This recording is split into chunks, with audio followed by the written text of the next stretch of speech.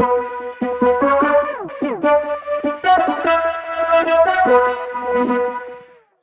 everybody, welcome back to another fantastic edition of the His and Her Money Show, where we make it our business to help you take dominion over your money and your life. Thank you for tuning in to another episode of the show, because you could be listening, watching a whole lot of other things, but you're here with us. And for that, we want you to know that we're grateful. We are excited about today's show because many of you are parents. Many of you all have kids and you're on your own financial journey, or maybe you've done some great things financially, but now you're concerned, your heart, your mind is on, how do I pass on good, sound financial wisdom to my kids? I don't want them to have to go through what I went through. I want them to learn the lessons early that nobody taught me. Well, guess what? Today's episode is just for you. We're going to be talking with an author and a business owner by the name of Chad Willardson, who wrote a fantastic book called Smart, Not Spoiled. That's right. We want your kids to be smart when it comes to their finances. We don't want them to be spoiled.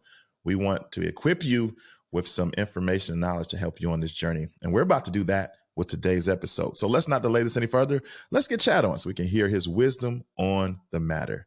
Hey, Chad, welcome to the His and Her Money Show. Hey, thank you so much for having me. I'm excited to be here. We are excited to have you here. You're going to help us all out, man. A lot of people that are tuned in are parents, have kids, and they want the knowledge to help give their kids a good start financially. But before we start jumping into the topic, some people may be being introduced to you for the first time right here and right now. So for them, can you say hello and then kind of just let them know what you're all about? Yeah, sure. What's up, everyone? Happy to be here. My wife and I have been married 21 years now. We've got 5 kids, ages 7 to 17. I'd like to say I'm a business owner. I'm a professional investor, but really I'm just a taxi driver for my kids. Like, that's pretty much what I do every night and on the weekends. I'm a bleacher dad. I'm just sitting in the bleachers watching sports all night and all weekends. So, my background, I got a degree in economics, and I started straight out of college at Merrill Lynch, and I worked in the investment advisory division, wealth management. And then I left in 2011 and became an entrepreneur. And that's when I started Pacific Capital. And I've written 3 books, but one of them that we're talking about right now is really focused on helping parents and families and really helping kids and teenagers learn what they need to learn about money that's not taught in schools. So that's something obviously that I'm very passionate about as a father of 5.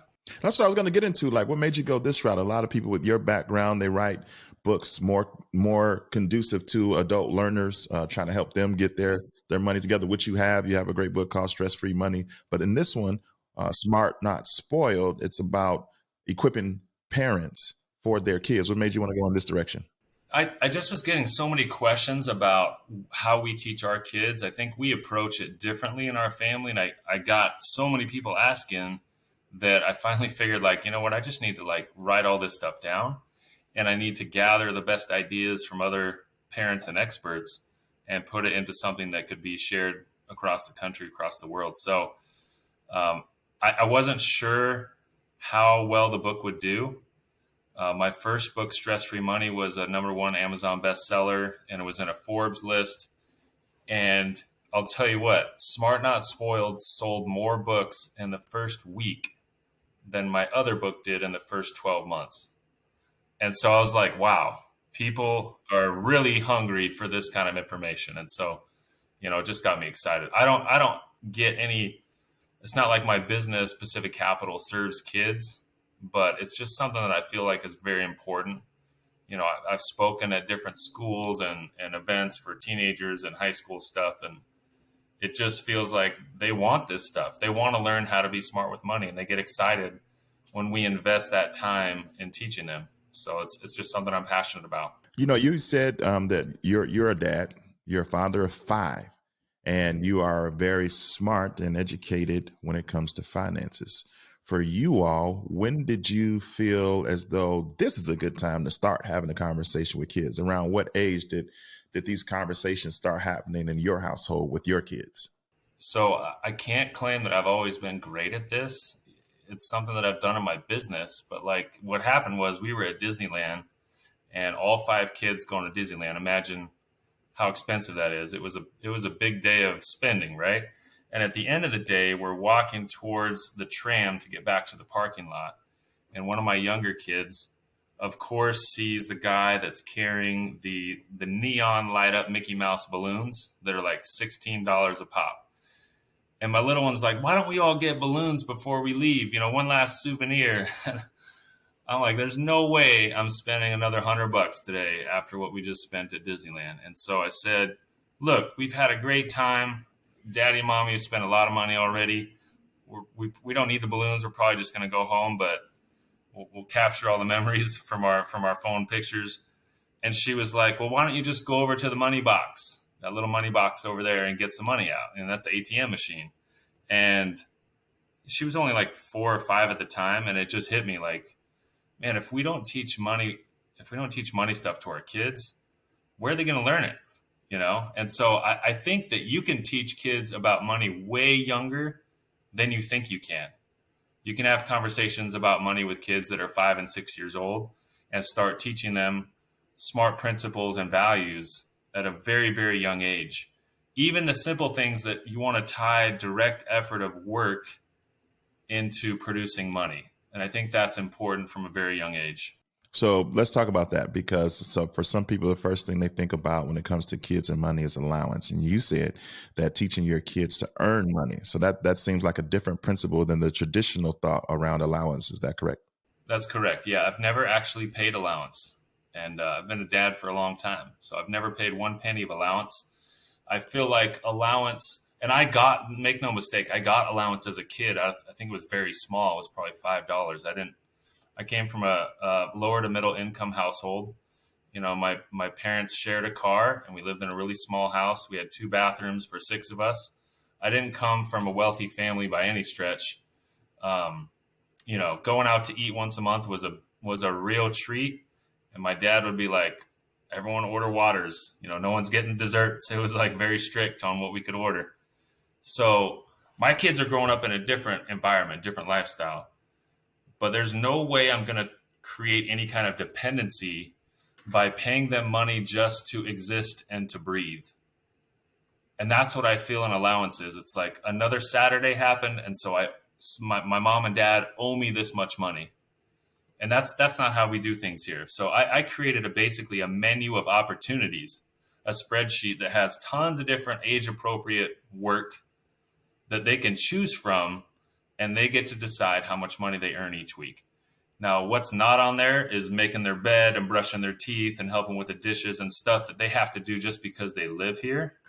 We still have some expectations where they don't get paid for everything, but they decide how much money they earn based on how much work they want to do each week. And then they pay for their own stuff. If they're going to the movies or a friend's birthday party, my kids are going to pay for the gift, or they're going to pay for their food when they go out to eat. They're going to pay for the movie ticket. And it's from money that they earned on their own. So that's just a different philosophy that I think teaches a lot of accountability and self-reliance. Yeah, that's what I was going to get into next. What are some of the benefits that you've seen, because you've been doing it with your kids for a while? Some of them are older and some of them are younger.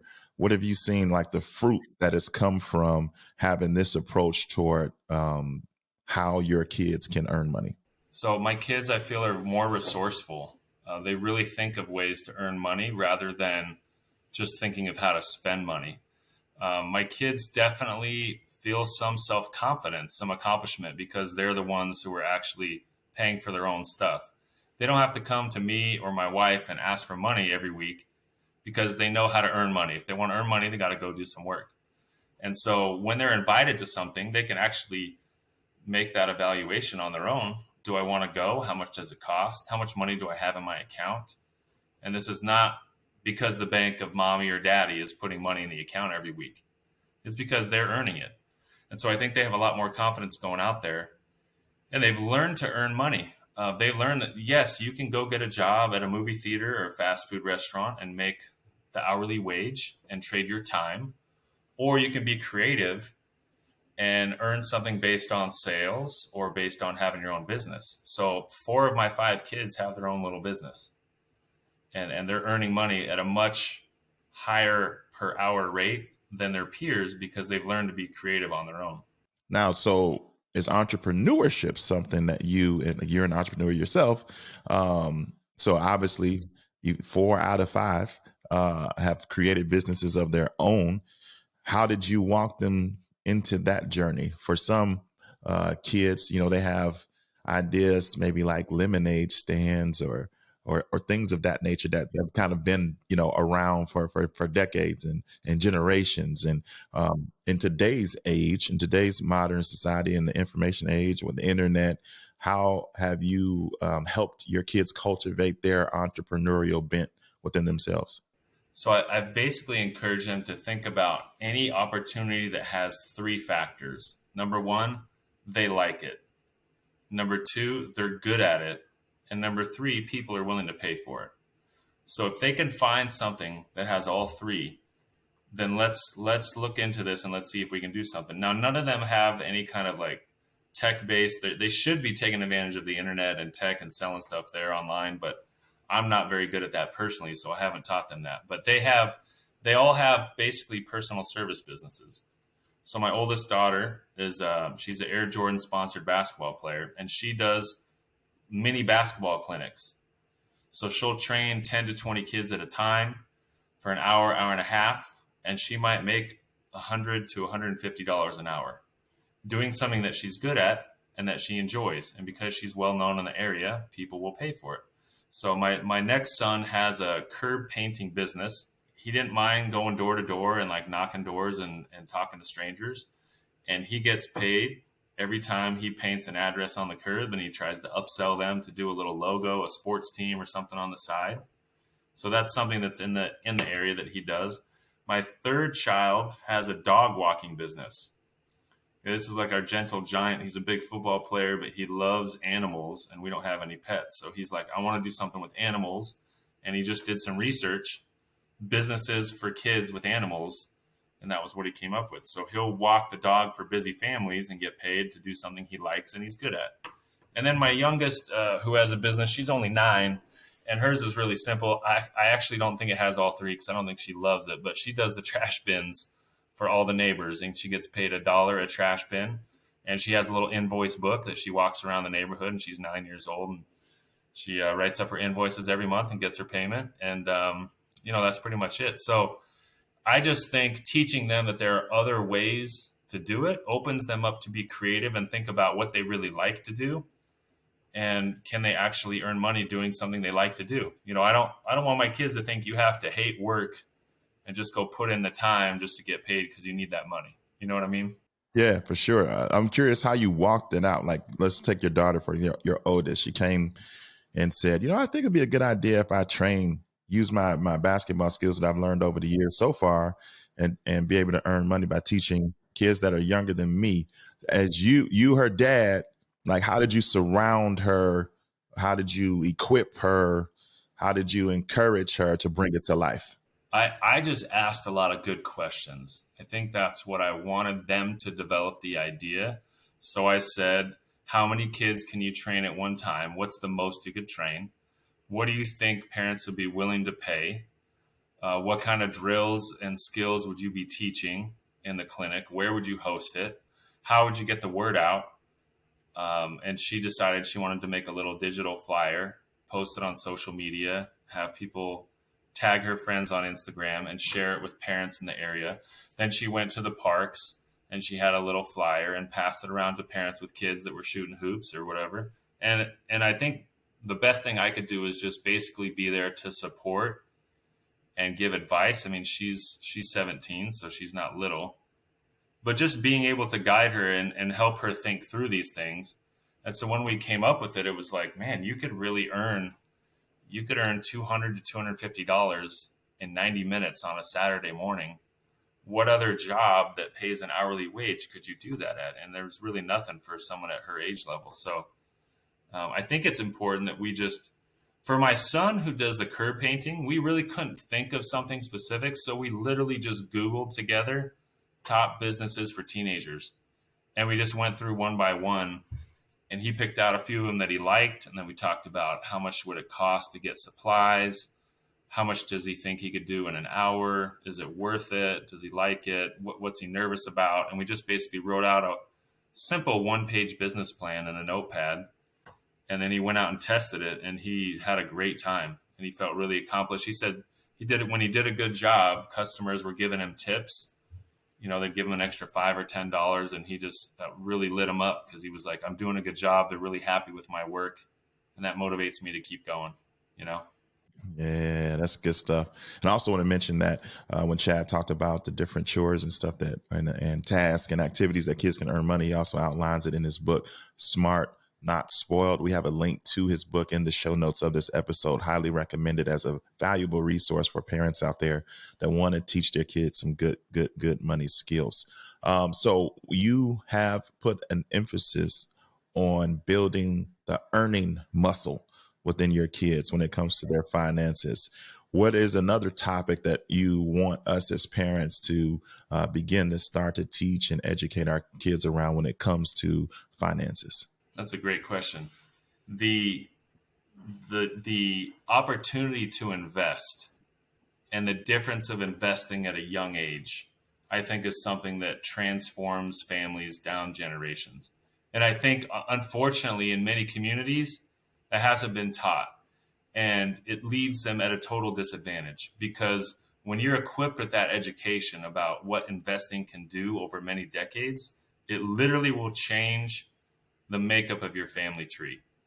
I'll give you an example. I was talking to my son, the one that has the spray painting business for the curbs.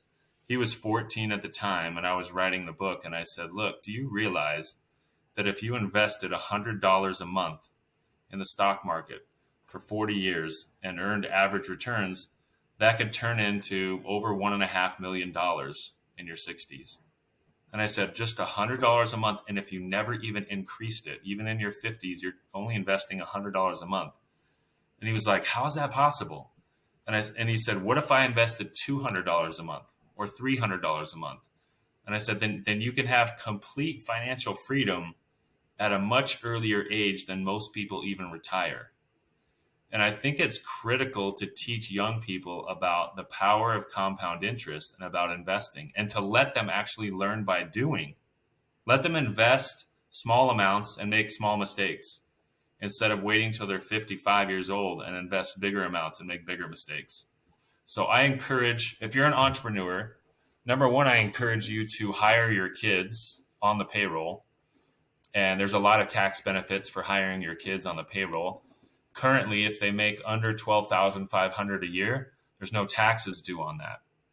So they can earn $12,500 a year and take that from your higher tax bracket, put your kids on the payroll, let them do some work and learn some things in your business. They get that money tax free. They can open a Roth IRA account and you can fund that up to $6,000. And that changes each year, but it's typically going up. And they can begin investing. They can learn about the stock market. They can begin making investment decisions at a young age that will forever change their trajectory of their financial well-being. So if I could give one piece of advice, it's really to foster that interest in investing for kids and teenagers at a young age.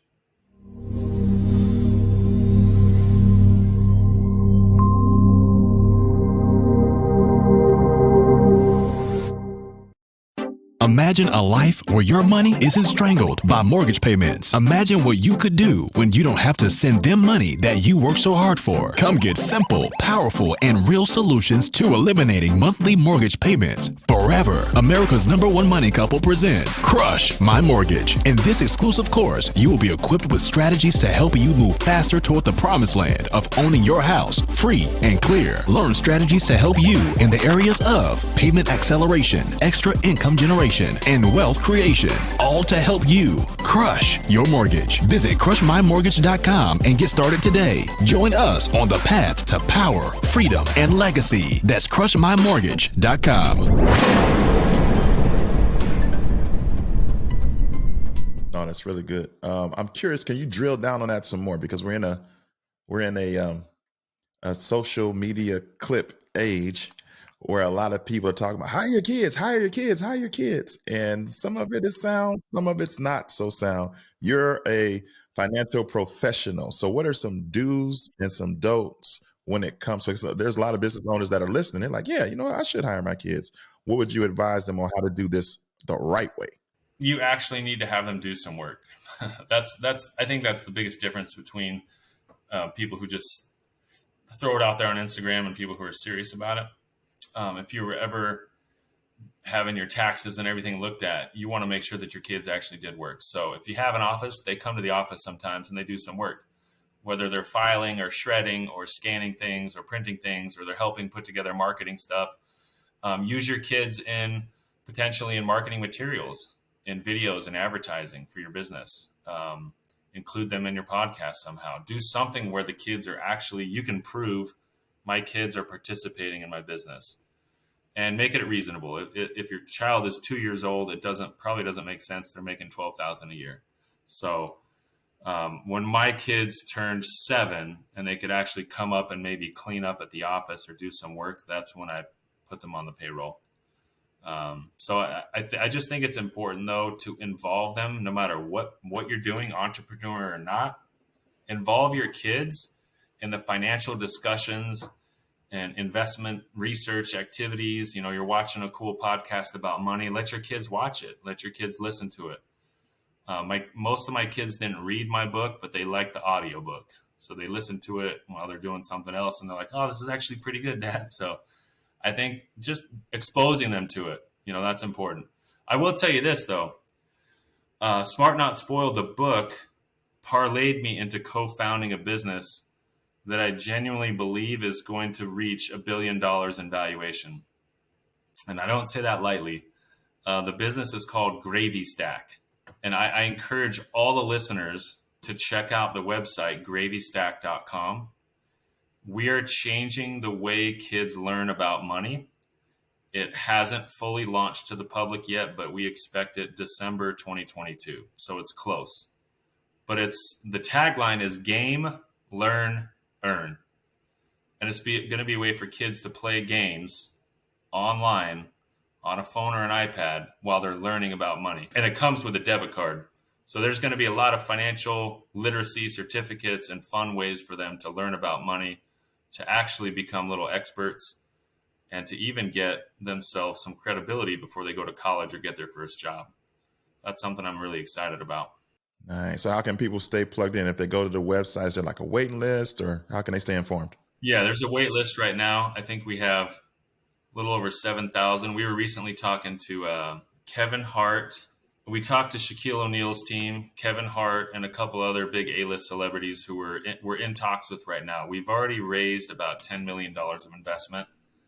And I'm not the sole founder. I'm one of the co-founders. But I think anytime we talk about making financial literacy a priority for kids and teenagers and making it fun, like, we've had a flood of support.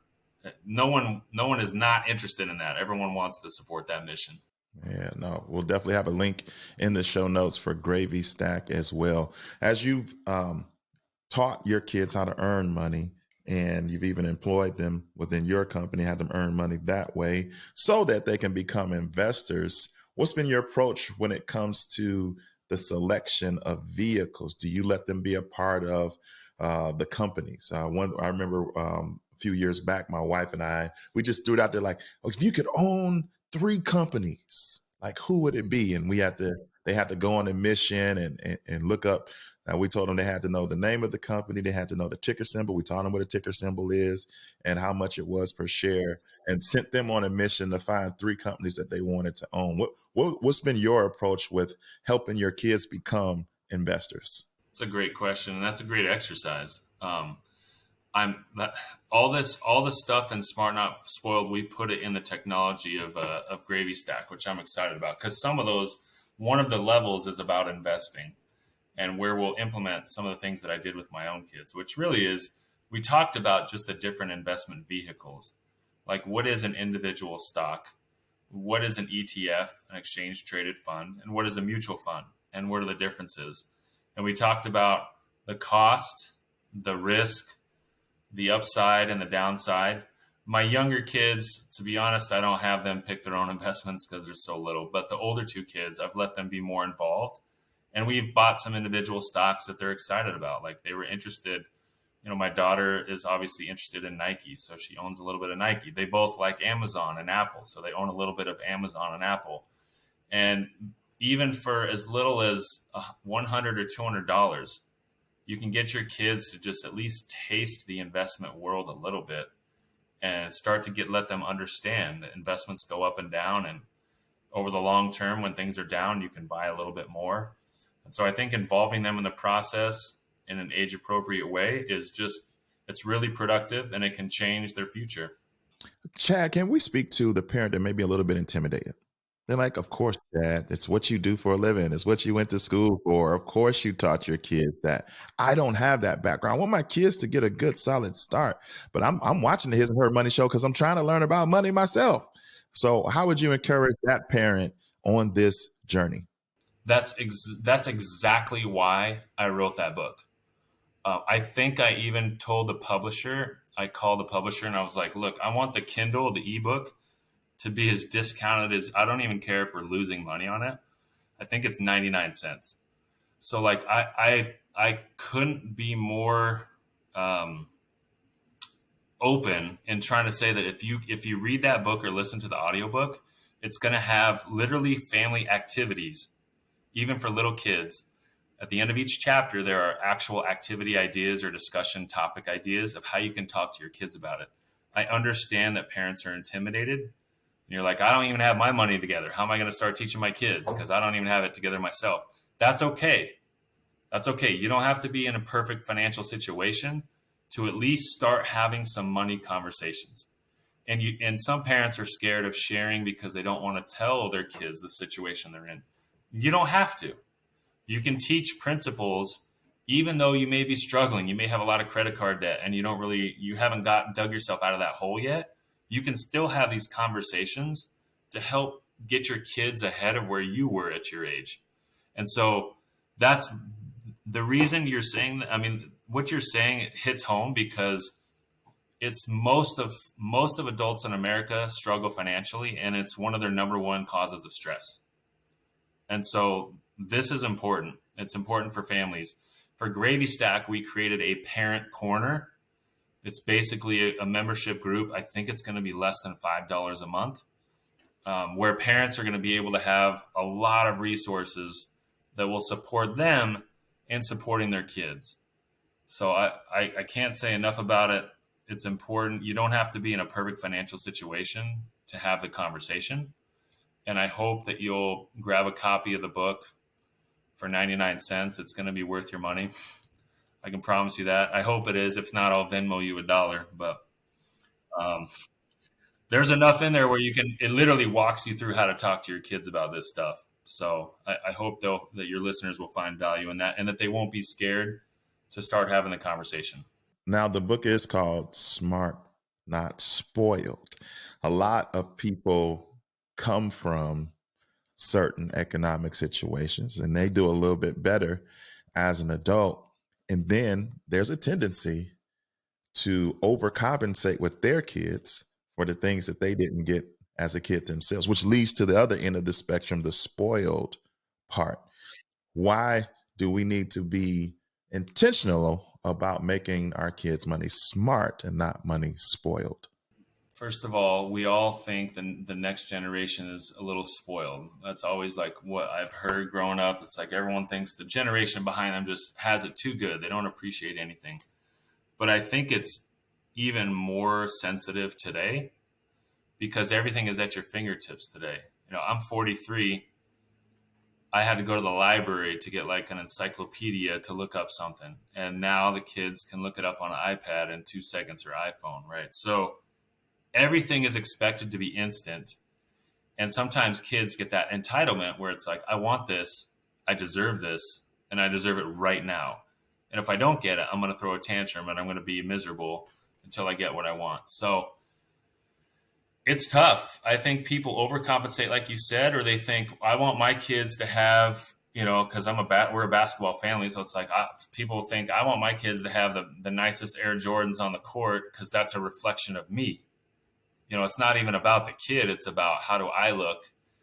And I think that could be dangerous if we don't do it right. So it's critical because it's going to affect all the money blueprints you're creating as a family now for kids will stick with them for 50 to 70 years. I have clients who are super wealthy who still act like however they were raised, however money was discussed at their home, that's what they've taken with them.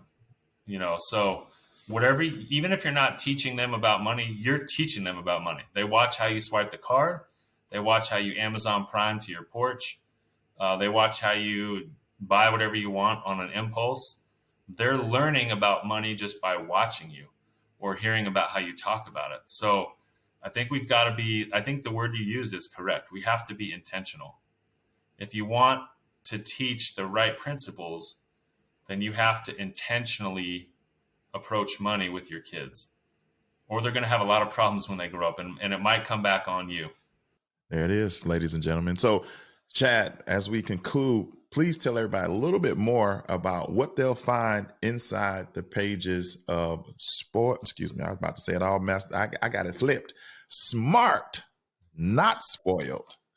Smart, not spoiled. Yep. So inside there are 7 money skills that kids must master before leaving the nest. I've had a lot of feedback. I think a lot of the Amazon reviews are even from college students and adults that have said they learned a lot. So you don't have to have kids under 18 to read it, but it's really just going to give you more resources, more ideas of how to make money a more comfortable family conversation topic, and to really help you prepare young people in your life to be thoughtful and successful as they grow into adulthood. Good stuff. And again, we have it linked in the show notes. If you're listening to the podcast, scroll up and look there. And if you're watching on YouTube, look under the video in the description box and the link will be there. Chad, if people want to keep up with you and everything that you got going on, are you on social media? I am. I'm on LinkedIn. I'm on Instagram. And a week ago, somehow I got talked into starting a TikTok account. So apparently I'm on there as well. So, and the handle is your name, Chad Willardson? Yeah, it's Chad Willardson on all 3. Yep. All right. There you have it, ladies and gentlemen. Chad, we appreciate you coming on the show, sharing your wisdom, encouraging us to help our kids get ready when it comes to their finances. Thanks for your time. Thank you. My pleasure. There you have it. Another fantastic edition of the His and Her Money Show is in the books. Speaking of the book, go get Smart, Not Spoiled. We have it linked up. Go get it. You don't have to figure this out on your own. Chad already laid out the blueprint for you to make this a reality for your children. We appreciate you tuning in, and we hope that you do a lot more than just listen, but that you take action based on what you've heard today. That's our encouragement for you. Until next time, guys, peace.